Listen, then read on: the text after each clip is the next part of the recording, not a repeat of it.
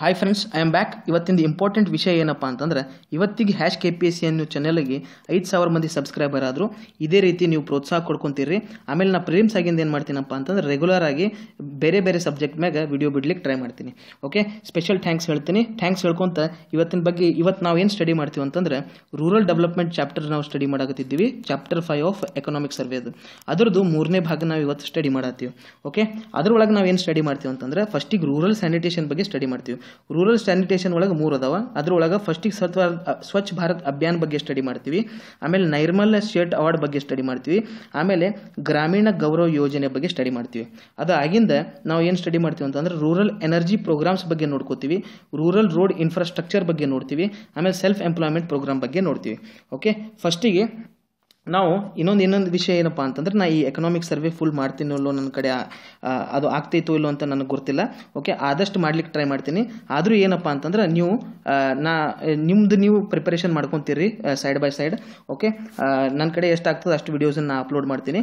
ಆಮೇಲೆ ಇನ್ನೊಂದು ಏನಪ್ಪ ಅಂತಂದ್ರೆ, ನಾನು ಟೀಚಿಂಗ್ ಮಾಡೋದ್ರಿಂದ ನನ್ನ ಲ್ಯಾಂಗ್ವೇಜ್ನಿಂದ ಯಾರಾದರೂ ರಿಲಿಜಿಯಸ್ ಸೆಂಟಿಮೆಂಟ್ ಹರ್ಟ್ ಆಗ್ತಿತ್ತಪ್ಪ ಅಂತಂದ್ರೆ ಅವ್ರಿಗೆ ಅಡ್ವಾನ್ಸಾಗಿ ಸಾರಿ ಹೇಳ್ತೀನಿ.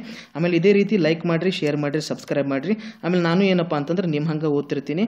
ಅದಕ್ಕೆ ನನ್ನ ಕಡೆಯಿಂದ ಏನಾದರೂ ತಪ್ಪಾಯ್ತಪ್ಪ ಅಂತಂದ್ರೆ ಅದನ್ನು ನೀವು ಕೆಳಗಡೆ ಕಮೆಂಟ್ ಮಾಡಿ ಕರೆಕ್ಟ್ ಮಾಡ್ಲಿಕ್ಕೆ ಟ್ರೈ ಮಾಡ್ರಿ. ಓಕೆ, ಫಸ್ಟಿಗೆ ನಾವು ರೂರಲ್ ಸ್ಯಾನಿಟೇಷನ್ ಬಗ್ಗೆ ಸ್ಟಡಿ ಮಾಡ್ತೀವಿ. ರೂರಲ್ ಸ್ಯಾನಿಟೇಷನ್ ಒಳಗೆ ಸ್ವಚ್ಛ ಭಾರತ್ ಮಿಷನ್ ಬಗ್ಗೆ ಸ್ಟಡಿ ಮಾಡ್ತೀವಿ. ಸ್ವಚ್ಛ ಭಾರತ್ ಮಿಷನ್ ಯಾವಾಗ ಬಂತಪ್ಪ ಅಂತಂದ್ರೆ, 2ನೇ ಅಕ್ಟೋಬರ್ 2014 ಬಂತು. ಅದಕ್ಕಿಂತ ಮೊದಲ ಟೋಟಲ್ ಸ್ಯಾನಿಟೇಷನ್ ಕ್ಯಾಂಪೇನ್ ಅಂತೇಳಿ 2005 ಚಾಲು ಆಗಿತ್ತು. 2005 ಟೋಟಲ್ ಸ್ಯಾನಿಟೇಷನ್ ಕ್ಯಾಂಪೇನ್ ಅಂತಿತ್ತು. ಅದು 2005ರಿಂದ 2012 ನಡೀತು. ಇದು 2012 ಟೋಟಲ್ ಸ್ಯಾನಿಟೇಷನ್ ಕ್ಯಾಂಪೇನ್ ಏನಾಯ್ತಪ್ಪ ಅಂತಂದ್ರೆ, ನಿರ್ಮಲ್ ಭಾರತ್ ಅಭಿಯಾನ್ ಅಂತ ಆಯ್ತು. ನಿರ್ಮಲ್ ಭಾರತ್ ಅಭಿಯಾನ್ ಯಾವಾಗ ಆಯ್ತಂದ್ರೆ 2012 ಆಯ್ತು. 2012ರಿಂದ 2014 ಮಟ್ಟ ಏನಾಯ್ತಪ್ಪ ಅಂತಂದ್ರೆ ನಿರ್ಮಲ್ ಭಾರತ್ ಅಭಿಯಾನ್ ಆಯ್ತು. ಮೋದಿ ಸರ್ಕಾರ ಬಂದಿಂದ ಏನಾಯ್ತಪ್ಪ ಅಂತಂದ್ರೆ, ಇದು ನಿರ್ಮಲ್ ಭಾರತ್ ಅಭಿಯಾನ್ ಏನಾಗ್ತೈತಿ ಅಂದ್ರೆ ಸ್ವಚ್ಛ ಭಾರತ್ ಅಭಿಯಾನ್ ಆಗ್ತೈತಿ. ಸ್ವಚ್ಛ ಭಾರತ್ ಅಭಿಯಾನ್ ಯಾವಾಗ ಆಗ್ತೈತಿ ಅಂದ್ರೆ ಅಕ್ಟೋಬರ್ 2, 2014 ಆಗ್ತೈತಿ. ಓಕೆ, ಇವು ಟೋಟಲ್ ಸ್ಯಾನಿಟೇಷನ್ ಕ್ಯಾಂಪೇನ್ ಮತ್ತು ನಿರ್ಮಲ್ ಭಾರತ್ ಅಭಿಯಾನ ಮತ್ತು ಸ್ವಚ್ಛ ಭಾರತ್ ಮಿಷನ್ ಏನು ಡಿಫರೆನ್ಸ್ ಅಪ್ಪ ಅಂತಂದ್ರೆ, ಸ್ವಚ್ಛ ಭಾರತ್ ಮಿಷನ್ ಏನೈತಿ ಮಿಷನ್ ಮೋಡ್ನಾಗ ಐತಿ. ಮಿಷನ್ ಮೋಡ್ನಾಗ ರನ್ ಮಾಡ್ಲಿಕ್ತಾರ. ಅಂದ್ರೆ ಏನು, 2019 ಒಂದು ಟಾರ್ಗೆಟ್ ಇಟ್ಟಾರ. ಟೋಟಲ್ ಸ್ಯಾನಿಟೇಷನ್ ಪ್ರೊವೈಡ್ ಮಾಡ್ಬೇಕಂತ ಅಷ್ಟು ಹಳ್ಳಿಗಳಿಗೆ, ಅಷ್ಟು ಅರ್ಬನ್ ಏರಿಯಾ ಒಳಗೆ ಅನ್ನೋದು. ಈ ರೀತಿ ಮಿಷನ್ ಅನ್ನು ಏನು ಇಟ್ಕೊಂಡಾರೆ, ಇದಕ್ಕೆ ಏನಂತ ಕರಿತೀವಿ, ಈ ಟೈಪ್ ಪ್ರಾಜೆಕ್ಟ್ಸಿಗೆ ಮಿಷನ್ ಮೋಡ್ ಪ್ರಾಜೆಕ್ಟ್ಸ್ ಅಂತ ಕರಿತೀವಿ. ಓಕೆ, ಇವು ಏನದಾವ ಆ ಟೈಪ್ ಇಷ್ಟು ಟಾರ್ಗೆಟೆಡ್ ಇದ್ದಿದ್ದಿಲ್ಲ. ಅಂದ್ರೆ ಇಷ್ಟು ವರ್ಷ ಒಳಗೆ ಇಷ್ಟು ಮುಗಿಸಬೇಕಂತೇನೆ ಇವು ಎರಡದ್ರದ್ದು ಇದ್ದಿದ್ದಿಲ್ಲ. ಅದಕ್ಕೆ ಇದು ಮಿಷನ್ ಮೋಡ್ ಪ್ರಾಜೆಕ್ಟ್ಸ್ ಹಿಂಗಿರ್ತಾವ. ಉಳಿಕಿದ್ದು ನಾರ್ಮಲ್ ಪ್ರಾಜೆಕ್ಟ್ಸ್ ಈಗ ಇರ್ತಾವೆ. ಓಕೆ, ಸ್ವಚ್ಛ ಭಾರತ್ ಮಿಷನ್ ಒಳಗೆ ಏನು ಇನ್ಸೆಂಟಿವ್ಸ್ ಎಷ್ಟು ಕೊಡ್ತಾರೆ ಅಂತಂದ್ರೆ, 12,000 ರೂಪಾಯಿ ಕೊಡ್ತಾರೆ. 12,000 ರೂಪಾಯಿ ನಾರ್ಮಲ್ ಫ್ಯಾಮಿಲೀಸ್ಗಳಿಗೆ ಕೊಡ್ತಾರೆ. ಅದರೊಳಗೆ 12,000 ಒಳಗೆ ಸೆಂಟ್ರಲ್ ಗೌರ್ಮೆಂಟ್ದವ್ರು 7,200 ರೂಪಾಯಿ ಕೊಡ್ತಾರೆ. ಸ್ಟೇಟ್ ಗೌರ್ಮೆಂಟ್ದವರು 4,800 ರೂಪಾಯಿ ಕೊಡ್ತಾರೆ. ಓಕೆ, ಅದೇ ರೀತಿ 15,000 ರೂಪಾಯಿ SC/ST ಫ್ಯಾಮಿಲಿ ಕೊಡ್ತಾರೆ. 15,000 ರೂಪಾಯಿ ಒಳಗೆ 7,200 ರೂಪಾಯಿ ಸೆಂಟ್ರಲ್ ಗೌರ್ಮೆಂಟ್ದವ್ರು ಕೊಡ್ತಾರೆ. 4,800 ಪ್ಲಸ್ ಎಕ್ಸ್ಟ್ರಾ 3,000 ರೂಪಾಯಿ ಕೊಡ್ತಾರೆ SC/ST ಫ್ಯಾಮಿಲಿಗೆ. ಯಾರು ಅಂತಂದ್ರೆ ಸ್ಟೇಟ್ ಗೌರ್ಮೆಂಟ್ದವರು. ಟೋಟಲ್ ಇದು ಕೂಡ ಎಷ್ಟಾಗ್ತಿತ್ತು ಅಂತಂದ್ರೆ 7,800 ರೂಪಾಯಿ ಆಗ್ತದೆ. ಓಕೆ, ಈ ಸ್ವಚ್ಛ ಭಾರತ್ ಮಿಷನ್ ಮೇಜರ್ ಉದ್ದೇಶ ಏನಪ್ಪಾ ಅಂತಂದ್ರೆ, ಎಲ್ಲಿ ಬೈಲದಲ್ಲಿ ಯಾರು ಶೌಚ ಮಾಡ್ತಾರೆ ಅದನ್ನು ತಡೆಗಟ್ಟೋದು ಮೇಜರ್ ಉದ್ದೇಶ. ಅದಲ್ಲದೆ ಪ್ರತಿಯೊಂದು ಮನೆಯೊಳಗೆ ಟಾಯ್ಲೆಟ್ ಕಟ್ಟೋದು ಮೇಜರ್ ಉದ್ದೇಶ. ಆಮೇಲೆ ಕೆಲವೊಬ್ರು ಇರ್ತಾರೆ, ಅವರಿಗೆ ಮನೆ ಇರ್ತೈತಿ ಆದ್ರೆ ಟಾಯ್ಲೆಟ್ ಕಟ್ಲಿಕ್ಕೆ ಜಾಗ ಇರಂಗಿಲ್ಲ. ಅವ್ರಿಗೋಸ್ಕರ ಏನಪ್ಪಾ ಅಂತಂದ್ರೆ, ಒಂದು ಪಬ್ಲಿಕ್ ಟಾಯ್ಲೆಟ್ದು ಒಂದು ಆಪ್ಷನ್ ಐತಿ. ಅದು ಪಬ್ಲಿಕ್ ಟಾಯ್ಲೆಟ್ ಪ್ರೊವೈಡ್ ಮಾಡೋದು ಮೇಜರ್ ಉದ್ದೇಶ. ಅದೇ ರೀತಿ ಇದ್ರದ್ದು ಇನ್ನೊಂದು ಉದ್ದೇಶ ಏನಪ್ಪ ಅಂತಂದ್ರೆ, ಒಂದು ಹಳ್ಳಿ ಒಳಗೆ ಜನರೇಟ್ ಆಗಿದ್ದ ವೇಸ್ಟನ್ನು ಮತ್ತು ಯೂಸ್ ಮಾಡಿದ ವಾಟರನ್ನು ಹೆಂಗೆ ಡಿಸ್ಪೋಸ್ ಮಾಡ್ಬೇಕನ್ನೋದು ಈ ಮಿಷನ್ದು ಮೇಜರ್ ಉದ್ದೇಶ. ಓಕೆ, ಇದ್ರ ಬಗ್ಗೆ ನಾವು ನೋಡಿದ್ವಿ ಸ್ವಚ್ಛ ಭಾರತ್ ಮಿಷನ್. ನೆಕ್ಸ್ಟ್ ನಾವು ಏನು ನೋಡ್ತೀವಿ ಅಂತಂದ್ರೆ, ನೈರ್ಮಲ್ಯ ಸ್ಟೇಟ್ ಅವಾರ್ಡ್.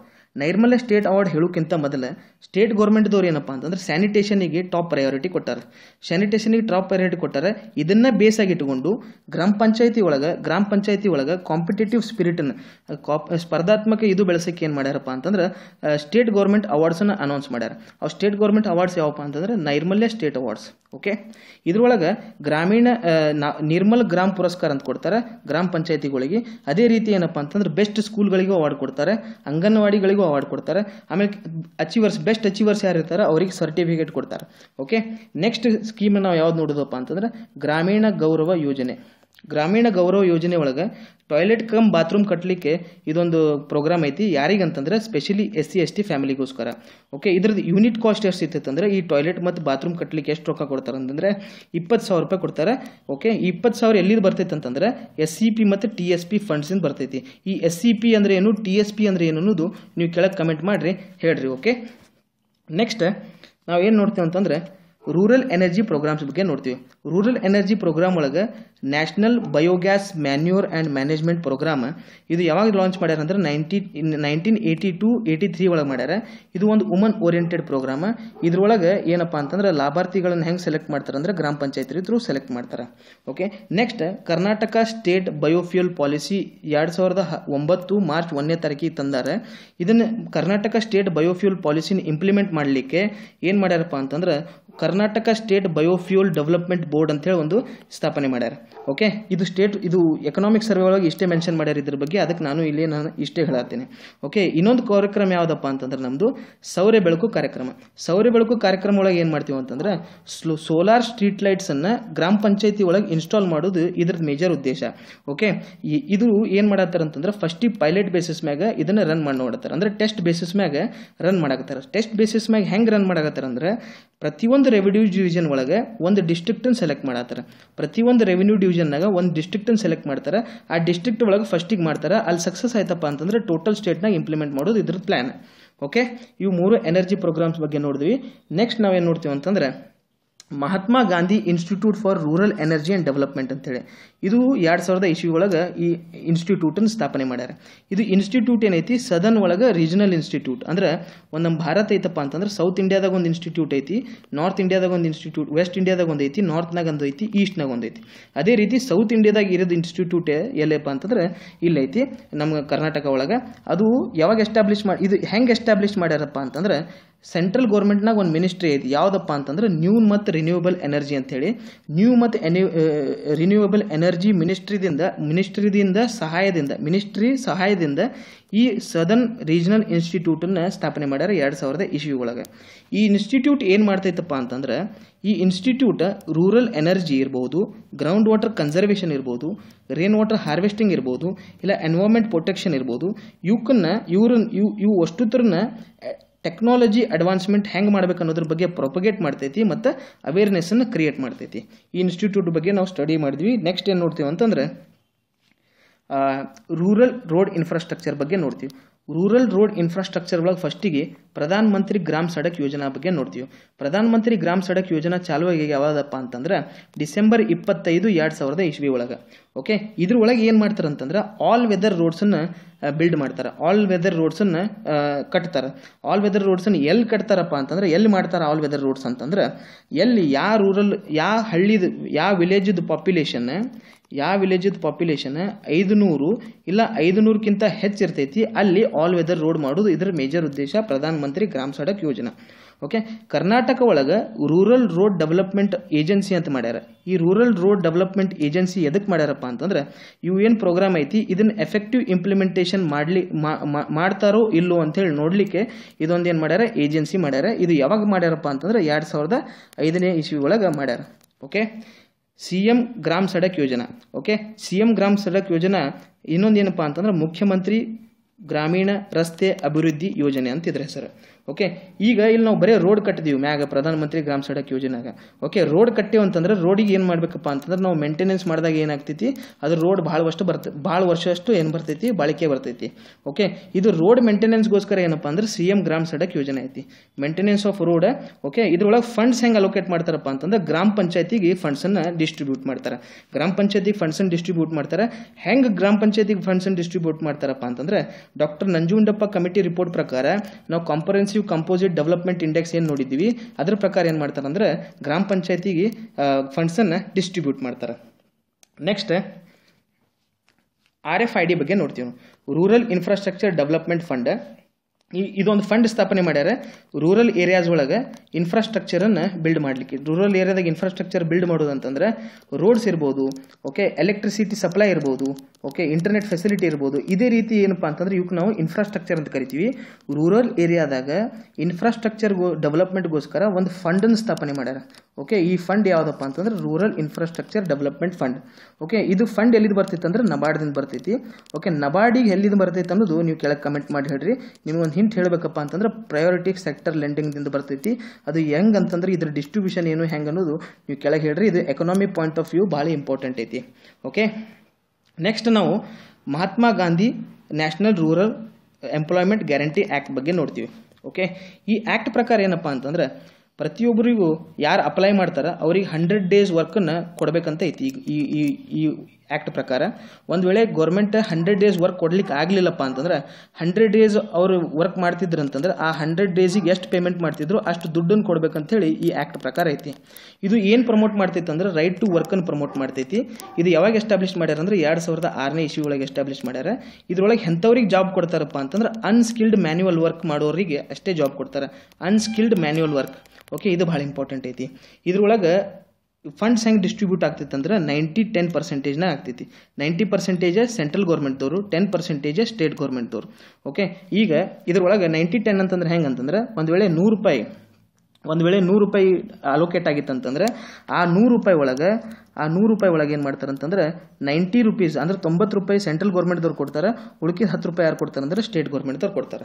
ಓಕೆ, ಇಲ್ಲಿ ಇನ್ನೊಂದು ಇಂಪಾರ್ಟೆಂಟ್ ಪಾಯಿಂಟ್ ಏನಪ್ಪ ಅಂತಂದ್ರೆ labour material ratio or wage material ratio ಅಂತ ಐತಿ ಇಲ್ಲಿ. ಓಕೆ, ವೇಜ್ ಮೆಟೀರಿಯಲ್ ರೇಷಿಯೋ ಅಂತಂದ್ರೆ ಈ 100 ರೂಪಾಯಿ ಪ್ರತಿ 100 ರೂಪಾಯಿ ಕೊಟ್ಟಿರ್ತಾರಲ್ಲ, ಈ 100 ರೂಪಾಯಿ ಒಳಗೆ ಏನಪ್ಪ ಅಂತಂದ್ರೆ ಸ್ಟೇಟ್ ಗೌರ್ಮೆಂಟ್ದವ್ರು ಹೆಂಗೆ ರೊಕ್ಕ ಖರ್ಚು ಮಾಡ್ಬೇಕಂತಂದ್ರೆ 60 ರೂಪಾಯಿ ಏನೈತಿ ಅದು ವೇಜ್ ಪೇಮೆಂಟ್ಗೋಸ್ಕರ ಅಂತಂದ್ರೆ ಪಗಾರ ಪೇಮೆಂಟ್ಗೋಸ್ಕರ ಅಂದ್ರೆ ಪೇಮೆಂಟ್ಗೋಸ್ಕರ ಯಾರು ವರ್ಕ್ ಮಾಡಿರ್ತಾರೆ ಅವ್ರ ಪೇಮೆಂಟ್ಗೋಸ್ಕರ ಏನಪ್ಪ ಅಂತಂದ್ರೆ 60 ರೂಪಾಯಿ ಖರ್ಚು ಮಾಡ್ಬೇಕು ಪ್ರತಿ 100 ರೂಪಾಯಿ ಒಳಗೆ. ಆಮೇಲೆ ಉಳ್ಕಿದ 40 ರೂಪಾಯಿ ಏನೈತಿ ಯಾವುದಾದ್ರೂ ಸಾಮಗ್ರಿಗಳು ಖರೀದಿ ಮಾಡಬೇಕಾಗಿತ್ತು ಅಂದ್ರೆ ಅದಕ್ಕೆ ಯೂಸ್ ಮಾಡಲಿಕ್ಕೆ ಉಳ್ಕಿದ 40 ರೂಪಾಯಿ ಯೂಸ್ ಮಾಡಬೇಕು. ಓಕೆ, ಇದು 60 ರೂಪಾಯಿ ಏನೈತಿ ಈ 60 ರೂಪಾಯಿ ಟೋಟಲಿ ಸೆಂಟ್ರಲ್ ಗೌರ್ಮೆಂಟ್ ಕೊಡ್ತೈತಿ. ಓಕೆ, ಈ 60 ರೂಪಾಯಿ ಟೋಟಲ್ ಸೆಂಟ್ರಲ್ ಗೌರ್ಮೆಂಟ್ ಕೊಡ್ತೈತಿ. ಈ 40 ರೂಪಾಯಿ ಐತಲ್ಲ, ಈ 40 ರೂಪಾಯಿನ ಮಟ್ಟ ಡಿವಿಷನ್ ಐತಿ. ಇದರೊಳಗೆ 75% ಏನು ಮಾಡ್ತೈತಿ ಸೆಂಟ್ರಲ್ ಗೌರ್ಮೆಂಟ್ ಕೊಡ್ತೈತಿ, 25% ಏನು ಮಾಡ್ತೈತಿ ಸ್ಟೇಟ್ ಗೌರ್ಮೆಂಟ್ ಕೊಡ್ತೈತಿ. ಓಕೆ, ಇದು ಟೋಟಲಿ ತಿಳಿತಲ್ಲ, ಇದು ಟೋಟಲಿ 100 rupees ಅಲೋಕೇಟ್ ಆಗ್ತೈತಿ. 100 rupees ಅಲೋಕೇಟ್ ಹೆಂಗೆ ಆಗ್ತೈತಿ ಅಂದ್ರೆ 90:10 ರೇಷಿಯೋದಾಗ ಅಲೋಕೇಟ್ ಆಗ್ತೈತಿ. ನೆಕ್ಸ್ಟ್ ಇನ್ನೊಂದು ಕನ್ಸೆಪ್ಟ್ ಏನಪ್ಪ ಅಂತಂದ್ರೆ 100 ರೂಪಾಯಿ ಒಮ್ಮೆ 100 ರೂಪಾಯಿ ಅಲೋಕೇಟ್ ಆತಂದ್ರೆ ಅದ್ರೊಳಗೆ 60 ರೂಪಾಯಿ ಏನಪ್ಪ ಅಂತಂದ್ರೆ ವೇಜ್ ಪೇಮೆಂಟ್ಗೋಸ್ಕರ ಯೂಸ್ ಮಾಡಬೇಕು. ಉಳಿಕಿದ 40 ರೂಪಾಯಿ ಏನೈತಿ ಮಟೀರಿಯಲ್ ಖರೀದಿಗೋಸ್ಕರ ಯೂಸ್ ಮಾಡಬೇಕು. ಇದ್ರೊಳಗೆ 60% ಟೋಟಲ್ ಸೆಂಟ್ರಲ್ ಗೌರ್ಮೆಂಟ್ ಕೊಡ್ತೈತಿ. ಇದು 40% ಒಳಗೆ 75% ಸೆಂಟ್ರಲ್ ಗೌರ್ಮೆಂಟ್ ಕೊಡ್ತೈತಿ, 25% ಸ್ಟೇಟ್ ಗೌರ್ಮೆಂಟ್ ಕೊಡ್ತೈತಿ. ಓಕೆ, ಇದು 75 ಇದು 60 ಕೂಡಿಸಿ ಇದು ಟೋಟಲ್ 90 ಆಗ್ತದೆ. ಓಕೆ, ಉಳಿಕಿದ್ದು ಇದು 25% ಕೊಡಿದ್ರೆ 10% ಸ್ಟೇಟ್ ಕಾಂಟ್ರಿಬ್ಯೂಷನ್ ಆಗ್ತದೆ. ಇದು ಕನ್ಫ್ಯೂಷನ್ ಇದ್ರ ಬಗ್ಗೆ ಏನಾದರೂ ಇತ್ತಪ್ಪ ಅಂತಂದ್ರೆ ಕೆಳಗೆ ಕಮೆಂಟ್ ಮಾಡಿರಿ, ಮತ್ತೊಮ್ಮೆ ಎಕ್ಸ್ಪ್ಲೇನ್ ಮಾಡ್ಲಿಕ್ಕೆ ಟ್ರೈ ಮಾಡ್ತೀನಿ. ಓಕೆ, ಇದು ಟೋಟಲ್ ಈ ಕಾರ್ಯಕ್ರಮ ಒಳಗೆ ಇಷ್ಟೇ ಐತಿ. ಓಕೆ, ನೆಕ್ಸ್ಟ್ ನಾವೇನು ನೋಡ್ತೀವಿ ಅಂತಂದ್ರೆ ಸೆಲ್ಫ್ ಎಂಪ್ಲಾಯ್ಮೆಂಟ್ ಪ್ರೋಗ್ರಾಮ್ ಬಗ್ಗೆ ನೋಡ್ತೀವಿ. ಸೆಲ್ಫ್ ಎಂಪ್ಲಾಯ್ಮೆಂಟ್ ಪ್ರೋಗ್ರಾಮ್ ಒಳಗೆ ಫಸ್ಟಿಗೆ ಸ್ವರ್ಣ ಜಯಂತಿ ಗ್ರಾಮೀಣ ಸ್ವರೋಜ್ಗಾರ್ ಯೋಜನಾ ಐತಿ. ಈ ಸ್ವರ್ಣ ಜಯಂತಿ ಗ್ರಾಮೀಣ ಸ್ವರೋಜ್ಗಾರ್ ಯೋಜನೆಯನ್ನು ಹೊಸ ಹೆಸರಿಟ್ರಿ ಏನಂತಂದ್ರೆ ಆಜೀವಿಕಾ ಅಂತ. ಓಕೆ, ಇದಕ್ಕೆ ಇನ್ನೊಂದು ಏನಪ್ಪ ಅಂತಂದ್ರೆ ನ್ಯಾಷನಲ್ ರೂರಲ್ ಲೈವ್ಲಿಹುಡ್ ಮಿಷನ್ ಅಂತೂ ಕರೀತಾರೆ. ಇದು 2010-11 ಇದಕ್ಕೆ ಆಜೀವಿಕಾ ಅಂತ ಹೆಸರಿಟ್ರು. ಓಕೆ, ಇದು ಸ್ಟೇಟ್ ಒಳಗೆ ಇಂಪ್ಲಿಮೆಂಟ್ ಮಾಡಲಿಕ್ಕೆ ಇದು ಸ್ಟೇಟ್ ಒಳಗೆ ಸ್ಟೇಟ್ ಗೌರ್ಮೆಂಟ್ದವ್ರು ಹೆಂಗೆ ಇಂಪ್ಲಿಮೆಂಟ್ ಮಾಡ್ತಾರೆ ನಮ್ಮ ಸ್ಟೇಟ್ ಗೌರ್ಮೆಂಟ್ ಅಂದ್ರೆ ಫೇಸ್ ಮ್ಯಾನರ್ನಾಗ ಮಾಡ್ತಾರೆ. ಫೇಸ್ ಮ್ಯಾನರ್ ಅಂದ್ರೆ ಏನಪ್ಪ ಅಂತಂದ್ರೆ 2008ರಿಂದ 12 ಒಂದು ಫೇಸ್ನಾಗ ರನ್ ಮಾಡ್ತಾರೆ. 2020ರಿಂದ 24 ತನಕ ಎರಡನೇ ಫೇಸ್ ಇರ್ಬೋದು. ಅಂದರೆ ಈ ರೀತಿ ಹಂತವಾಗಿ ಏನು ಮಾಡ್ತಾರೆ ಇದಕ್ಕೆ ಫೇಸ್ ಮ್ಯಾನರ್ ಅಂತ ಕರಿತೀವಿ. ಓಕೆ, ಇದು ಎಕ್ಸಾಂಪಲ್ ಜಸ್ಟ್, ಇದು ರಿಯಲ್ ಟೈಮ್ನಾಗ ಇಲ್ಲ. ಓಕೆ, ನಾ ಹೇಳಿದ್ದು ಎಕ್ಸಾಂಪಲ್, ಇದೇ ಡೇಟ್ಸ್ ಇಲ್ಲ. ಓಕೆ, ನೆಕ್ಸ್ಟ್ ಇನ್ನೊಂದು ಏನಪ್ಪ ಅಂತಂದಿದ್ರಾಗ ಸ್ಟೇಟ್ ಗೌರ್ಮೆಂಟ್ದವರು ಇದನ್ನು ಇಂಪ್ಲಿಮೆಂಟ್ ಮಾಡಲಿಕ್ಕೆ ಒಂದು ಸೊಸೈಟಿನ ಮಾಡ್ಯಾರ. ಆ ಸೊಸೈಟಿ ಯಾವುದಪ್ಪ ಅಂತಂದ್ರೆ Karnataka state rural livelihood promotion society ಅಂತ ಮಾಡ್ಯಾರ. ಈ ಸೊಸೈಟಿ ಹೆಸರು ಏನಪ್ಪ ಅಂತಂದ್ರೆ ಸಂಜೀವಿನಿ ಅಂತ. ಓಕೆ, ಈ ಸಂಜೀವಿನಿ ಏನು ಒಂದು ಅಂಬ್ರೆಲಾ ಪ್ರೋಗ್ರಾಮ್. ಈ ಅಂಬ್ರೆಲಾ ಪ್ರೋಗ್ರಾಮ್ ಅಂತಂದ್ರೆ ಇದ್ರೊಳಗೆ ಬಹಳಷ್ಟು ಸಬ್ ಪ್ರೋಗ್ರಾಮ್ಸ್ ಬರ್ತಿರ್ತಾವೆ. ಅವು ಯಾವ್ಯಾವಪ್ಪ ಅಂತಂದ್ರೆ ಕೆಲವೊಂದು ಸೆಂಟ್ರಲ್ ಗೌರ್ಮೆಂಟ್ ಸ್ಕೀಮ್ಸ್ ಅದಾವ, ಕೆಲವೊಂದು ಸ್ಟೇಟ್ ಗೌರ್ಮೆಂಟ್ ಸ್ಕೀಮ್ಸ್ ಅದಾವ, ಕೆಲವೊಂದು ವರ್ಲ್ಡ್ ಬ್ಯಾಂಕ್ ಸ್ಕೀಮ್ಸ್ ಅದಾವ. ಓಕೆ, ಇದ್ರೊಳಗೆ ನಾವು ಟೋಟಲ್ ಕಲ್ತೀವಿ ಏನಪ್ಪ ಅಂತಂದ್ರೆ ಸ್ವರ್ಣ ಜಯಂತಿ ಗ್ರಾಮೀಣ ಸ್ವರೋಜ್ಗಾರ್ ಯೋಜನೆನ ಹೆಸರು ಚೇಂಜ್ ಮಾಡ್ತಾರೆ ಆಜೀವಿಕಾ ಅಂತೇಳಿ. ಅದು ಸ್ಟೇಟ್ ಗೌರ್ಮೆಂಟ್ದವರು ಫೇಸ್ ಮ್ಯಾನರ್ನ ಇಂಪ್ಲಿಮೆಂಟ್ ಮಾಡತ್ತಾರೆ.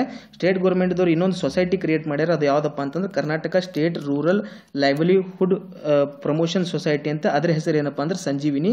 ಈ ಸಂಜೀವಿನಿ ಒಂದು ಅಂಬ್ರೆಲಾ ಪ್ರೋಗ್ರಾಮ್ ಅಂದ್ರೆ ಇದ್ರ ಕೆಳಗೆ ಬಹಳಷ್ಟು ಪ್ರೋಗ್ರಾಮ್ ಬರ್ತಾವೆ. ಅದ್ರೊಳಗೆ ಅವು ಯಾವಪ್ಪ ಅಂದ್ರೆ ಕೆಲವೊಂದು ಸೆಂಟ್ರಲ್ ಗೌರ್ಮೆಂಟ್ ಪ್ರೋಗ್ರಾಮ್ಸ್ ಅದಾವ, ಕೆಲವೊಂದು ಸ್ಟೇಟ್ ಗೌರ್ಮೆಂಟ್ ಪ್ರೋಗ್ರಾಮ್ಸ್ ಅದಾವ, ಕೆಲವೊಂದು ವರ್ಲ್ಡ್ ಬ್ಯಾಂಕ್ದು ಪ್ರೋಗ್ರಾಮ್ಸ್ ಅದಾವ, ಸ್ಕೀಮ್ಸ್ ಅದಾವ. ಓಕೆ, ಇದ್ರೊಳಗೆ ಏನು ಬರ್ತಿತ್ತು ಅಂದ್ರೆ ನಾವು NRLM ಏನು ನೋಡಿದ್ವಿ, NRLM ಅದು ಸಬ್ ಕಂಪೋನೆಂಟ್ಸ್ ಅದಾವೆ. ಓಕೆ, ಸಬ್ ಕಂಪೋನೆಂಟ್ಸ್ ಅದಾವೆ. ಸಬ್ ಕಂಪೋನೆಂಟ್ಸ್ ಯಾವ್ಯಾವಪ್ಪ ಅಂತಂದ್ರೆ NRLP, national rural livelihood program, national rural livelihood program ಒಂದು. ಆಮೇಲೆ ರೆಸಿಟ್ ಅಂತ ಮಾಡ್ಯಾರ, ಇದೇನಪ್ಪ ಅಂದ್ರೆ rural self employment training institute, ಇಲ್ಲಿ ಟ್ರೈನಿಂಗ್ ಕೊಡ್ತಾರೆ. ಇಂಟರ್ ಸಬ್ವೆನ್ಷನ್ ಅಂತ ಐತಿ. ಇಂಟರ್ ಸಬ್ವೆನ್ಷನ್ ಏನಂದ್ರೆ ಇಲ್ಲಿ ಹೇಳ್ತೀನಿ ಕೆಳಗೆ ಬಂದಾಗ. ಆಮೇಲೆ ಮಹಿಳಾ ಕಿಸಾನ್ ಸಶಕ್ತೀಕರಣ ಪರಿಯೋಜನಾ, ಅಂದ್ರೆ ಮಹಿಳಾ ಯಾರು ಕಿಸಾನ್ ಇರ್ತಾರೋ ಅವ್ರಿಗೆ ಸಶಕ್ತೀಕರಣ ಮಾಡೋಕ್ಕೋಸ್ಕರ ಒಂದು ಪ್ರೋಗ್ರಾಮ್. ಆಮೇಲೆ ಇದು NRLM one type of scheme, ಅದ್ರ ಅಂಡರ್ ಬರ್ತೈತೆ. ಅಂಬ್ರಿಲಾ ಪ್ರೋಗ್ರಾಮ್ ಏನು ಹೇಳಿದಲ್ಲ ಸಂಜೀವಿನಿ, ಅದರ ಅಂಡರ್ ಬರುವಂಥದ್ದು. ಅದೇ ರೀತಿ ಇಲ್ಲಿ ಎರಡನೇದು ಯಾವುದಪ್ಪ ಅಂದ್ರೆ ದೀನ್ ದಯಾಳ್ ಉಪಾಧ್ಯಾಯ ಗ್ರಾಮೀಣ ಕೌಶಲ್ ವಿಕಾಸ್ ಯೋಜನೆ, ಗ್ರಾಮೀಣ ಕೌಶಲ್ ವಿಕಾಸ್ ಯೋಜನೆ. ಇಲ್ಲಿ ಏನಾಗ್ತಿತ್ತು ಅಂತಂದ್ರೆ ಇಲ್ಲಿ ಗ್ರಾಮೀಣ ಏರಿಯಾ ಒಳಗೆ ಕೌಶಲ್ಯ ಅಂತಂದ್ರೆ ಏನಪ್ಪಾ ಅಂದ್ರೆ ಸ್ಕಿಲ್ ಡೆವಲಪ್ಮೆಂಟ್, ಸ್ಕಿಲ್ಗೋಸ್ಕರ ಏನಪ್ಪಾ ಅಂತಂದ್ರೆ ಈ ಸ್ಕೀಮನ್ನು ರನ್ ಮಾಡ್ಯಾರ. ಅದೇ ರೀತಿ ರಾಜೀವ್ ಗಾಂಧಿ ಚೈತನ್ಯ ಯೋಜನೆ ಬಗ್ಗೆ ನಾನು ಕೆಳಗೊಂದು ವಿಡಿಯೋ ಒಳಗೆ ಲಿಂಕ್ ಹಾಕ್ತೀನಿ. ಅದು ಒಂದು 50 ಸೆಕೆಂಡ್ ವಿಡಿಯೋ ಐತಿ ಸ್ಟೇಟ್ ಗೌರ್ಮೆಂಟ್ ಇದ್ದು, ಅದನ್ನ ನೋಡಿ ಈ ಕಾರ್ಯಕ್ರಮ ಬಗ್ಗೆ ನೀವು ತಿಳ್ಕೊಬಹುದು. ಇಂಟ್ರೆಸ್ಟ್ ಸಬ್ವೆನ್ಷನ್ ಅಂದ್ರೆ ಏನಂದ್ರೆ ಈಗ ಒಬ್ಬ ರೈತ ಲೋನ್ ತಗೊಂಡನಂತಂದ್ರೆ ಆ ಲೋನಿಗೆ 8% ರೇಟ್ ಆಫ್ ಇಂಟ್ರೆಸ್ಟ್ ಐತೆ ಅಂತ ಹೇಳ್ರಿ. ಓಕೆ, ಈ 8% ರೇಟ್ ಆಫ್ ಇಂಟ್ರೆಸ್ಟ್ ಒಳಗೆ ರೈತ ಏನು ಮಾಡಬೇಕಪ್ಪ ಅಂತಂದ್ರೆ 5% ರೇಟ್ ಆಫ್ ಇಂಟ್ರೆಸ್ಟ್ ಕಟ್ಟಬೇಕು. ಉಳಿಕಿದ 3% ಯಾರು ಕಟ್ತಾರೆ ಅಂತಂದ್ರೆ ಸ್ಟೇಟ್ ಇದು ಗೌರ್ಮೆಂಟ್ ದವ್ರು ತುಂಬ್ತಾರೆ. ಓಕೆ, ಈ 3% ಗೌರ್ಮೆಂಟ್ ತುಂಬುದಕ್ಕೆ ಏನಂತ ಕರಿತೀವಿ ನಾವು ಇಂಟ್ರೆಸ್ಟ್ ಸಬ್ವೆನ್ಷನ್ ಅಂತ ಕರಿತೀವಿ. ಓಕೆ, ಈ ರೀತಿ ಗೌರ್ಮೆಂಟ್ ಯಾವಾಗ ಮಾಡ್ತೈತಪ್ಪ ಅಂತಂದ್ರೆ ಪ್ರೊವೈಡೆಡ್ ರೈತ ಏನೈತಿ ರೆಗ್ಯುಲರ್ ಆಗಿ ಇಂಟ್ರೆಸ್ಟ್ ಅನ್ನು ಪೇ ಮಾಡಬೇಕು. ರೆಗ್ಯುಲರ್ ಆಗಿ ಇಂಟ್ರೆಸ್ಟ್ ಪೇ ಮಾಡ್ತಿದ್ದ ರೈತ ಅಂತಂದ್ರೆ ಅಲ್ಲಿ ಮಟ್ಟ ಏನು ಮಾಡ್ತಿದ್ದಿ ಗೌರ್ಮೆಂಟ್ ಇದು 3% ಕೊಡ್ಕೋತ ಹೋಗ್ತೈತಿ. ಒಂದ್ ವೇಳೆ ರೈತ ಫೇಲ್ ಆದಪ್ಪ ಈ ರೀತಿ ಇಂಟ್ರೆಸ್ಟ್ ರೆಗ್ಯುಲರ್ ಆಗಿ ಪೇ ಮಾಡೋದು ಅಂತಂದ್ರೆ ಗೌರ್ಮೆಂಟ್ ಏನು ಮಾಡ್ತೈತಿ ಇದು 5% ಇದು 3% ತುಂಬೋದು, 2% ತುಂಬೋದು, ಇಲ್ಲ 1% ತುಂಬೋದು. ಈ ರೀತಿ ಮಾಡೋದನ್ನ ಏನಂತ ಕರಿತೀವಿ ನಾವು ಇಂಟ್ರೆಸ್ಟ್ ಸಬ್ವೆನ್ಷನ್ ಅಂತ ಕರಿತೀವಿ. ಇಂಟ್ರೆಸ್ಟ್ ಸಬ್ವೆನ್ಷನ್ ಸಿಂಪಲ್ ಆಗಿ ಅಂತಂದ್ರೆ 8% ರೇಟ್ ಆಫ್ ಇಂಟ್ರೆಸ್ಟ್ನಾಗ ರೈತ ಒಂದು ಲೋನ್ ತಗೊಂಡಿದ್ದ ಅಂತಂದ್ರೆ ಅದರೊಳಗೆ 5% ಏನಪ್ಪಾ ಅಂತಂದ್ರೆ ರೈತ ತುಂಬ್ತಿರ್ತಾನೆ, ಉಳಿಕಿದ 3% ಗೌರ್ಮೆಂಟ್ ತುಂಬ್ತಿರ್ತಾರೆ. ಈ 3% ತುಂಬುದಕ್ಕೆ ಏನಂತ ಕರಿತೀವಿ ನಾವು ಇಂಟ್ರೆಸ್ಟ್ ಸಬ್ವೆನ್ಷನ್ಸ್ ಅಂತ ಕರಿತೀವಿ. ಓಕೆ, ಅದೇ ರೀತಿ ಏನಪ್ಪಾ ಅಂತಂದ್ರೆ ನ್ಯೂಟ್ರಿಷನ್ ಮಿಷನ್ ಪ್ರೋಗ್ರಾಮ್ ಬಗ್ಗೆನೂ ಐತಿ. ಅಂದ್ರೆ ನ್ಯೂಟ್ರಿಷನ್ ಇಂಪ್ರೂವ್ ಮಾಡೋಗೋಸ್ಕರ ಕೆಲವೊಂದು ಪ್ರೋಗ್ರಾಮ್ಗಳು ಅದಾವೆ. ಓಕೆ, ನೆಕ್ಸ್ಟ್ ಇಂಪಾರ್ಟೆಂಟ್ ಇಶ್ಯೂಸ್ ಮತ್ತು ಚಾಲೆಂಜಸ್ ಏನೈತಿ ರೂರಲ್ ಡೆವಲಪ್ಮೆಂಟ್ ಡಿಪಾರ್ಟ್ಮೆಂಟ್ದು, ರೂರಲ್ ಡೆವಲಪ್ಮೆಂಟ್ ಸ್ಕೀಮ್ಗಳದ್ದು, ಉಳ್ಕಿದ ರೂರಲ್ ಡೆವಲಪ್ಮೆಂಟ್ ಸಂಬಂಧಪಟ್ಟಿದ್ದು ಏನೇನದು ಇಲ್ಲದಾವ. ಇದು ಮೇನ್ಸಿಗೆ ಇಂಪಾರ್ಟೆಂಟ್. ಓಕೆ, ಇದನ್ನು ಇಲ್ಲೇ ಪಾಸ್ ಮಾಡಿ ನೀವು ಒಂದು ರೌಂಡ್ ನೋಡ್ರಿ. ಓಕೆ, ನಾ ಇನ್ನೊಂದು ಏನು ಹೇಳ್ಬೇಕಂತಂದ್ರೆ ಥ್ಯಾಂಕ್ ಯು ವೆರಿ ಮಚ್. ಇದೇ ರೀತಿ ಪ್ರೋತ್ಸಾಹ ಮಾಡ್ಕೋತೀರಿ.